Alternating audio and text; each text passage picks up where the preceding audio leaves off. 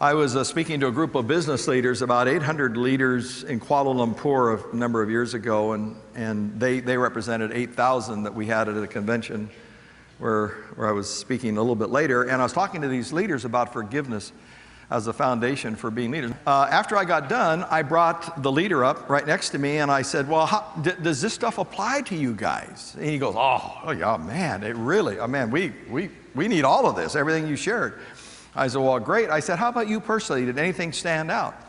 And he said, oh yeah, this idea of asking for forgiveness, we don't do that in our culture. That's shaming, you know. It's like you lose your honor if you ask for forgiveness. And he said, I've never had anyone ask for my forgiveness. He said, but I need to do it right now. I said, right now?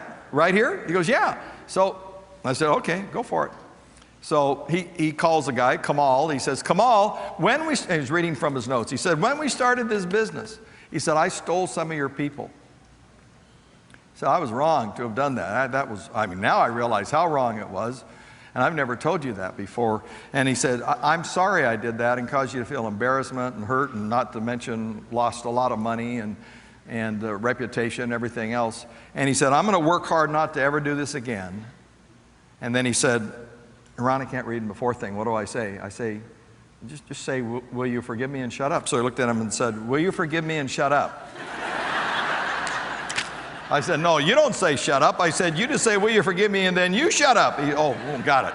So he said, will you forgive me? And so I said, Kamal, it's on the table. What do you say? And he said, jumped on the table, his table, and he said, absolutely. You could tell just like that, the spirit or the key of that organization change. By the way, in the days to come, they fully reconciled, even financially, and it totally changed the dynamic and the growth and the return on investment of a business, because